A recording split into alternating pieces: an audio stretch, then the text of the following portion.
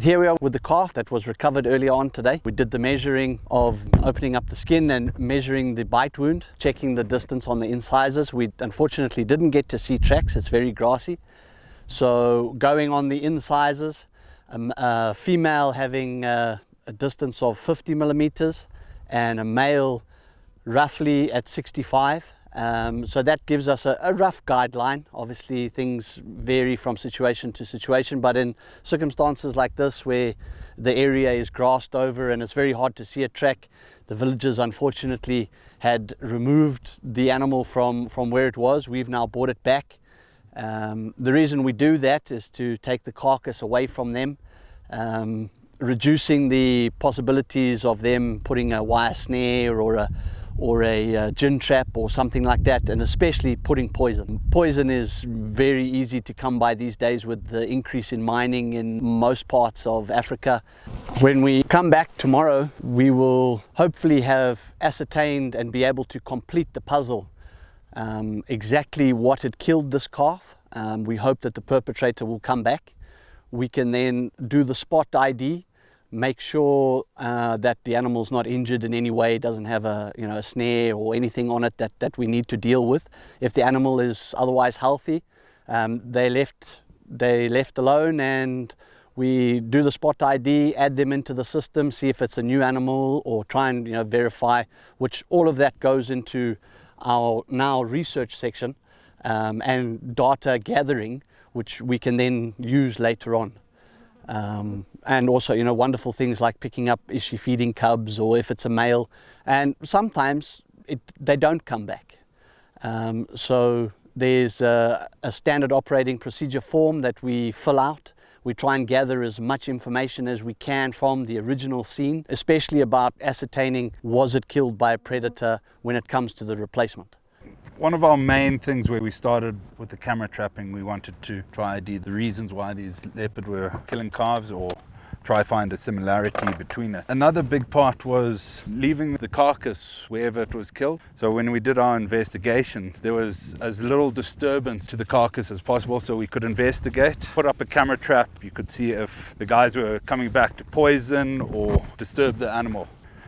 And then, after about a week or two, we'll then take the camera trap down, and then we take the carcass with us, so that there's no option for them to poison when we've taken the camera trap away, and then we go dump it in an unknown location. Yeah, so we had this was from a male. Male killed a cow here. So we'll see if he's come back. I'm sure he would have come back, and yeah, looks like we've got a female track there as well.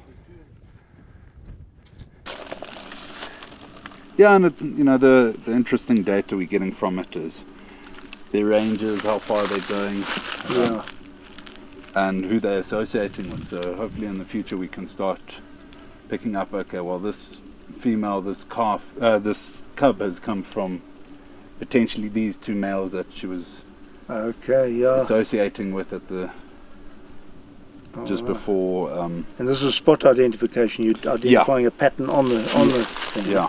How long have you had this trap up? This trap's been up for about 10 days now. Okay. Yeah. So it was killed about 10 days ago. Got a honey badger as well. Yeah. Always good to see. Yeah. So that was one of the problems we noticed when we started in the area again, was the honey badger population had taken a huge dip. They're very prone to finding these animals that a leopard or a hyena have killed. And if they're poisoned, they're the first animals and the most likely to suffer from whatever poison from eating the poison. Sure. Especially with the amount of meat they eat, they gorge themselves, so they're very, very prone to dying from poison. So there's a lot of poison, they take in a lot of poison. Yeah. So for us to see a honey badger on bait again, good sign. Yeah, that's a good sign. We were worried about them with the poisoning, and that was one of the reasons for replacing, was to stop that immediate one for retaliation. Yes, yeah. Brown hyena, which is good to see as well. Our brown hyena population, what we've noticed from this project, is a lot higher than we anticipated. Because they're such quiet animals, no one really hears them about and doesn't think about them. They're quite secretive as well. Where we've spotted a hyena, you hear them calling around and you go, okay, there's a hyena here, a hyena there. But with the brown hyena, with all this camera trapping, we've managed to pick up quite a large population in the area. Yeah, and a female tracks we saw. The male might be the same one. Gonna have to get back to camp and do the spot ID. Cool, so honey badgers, brown hyena, and a leopard. Not bad. Not bad.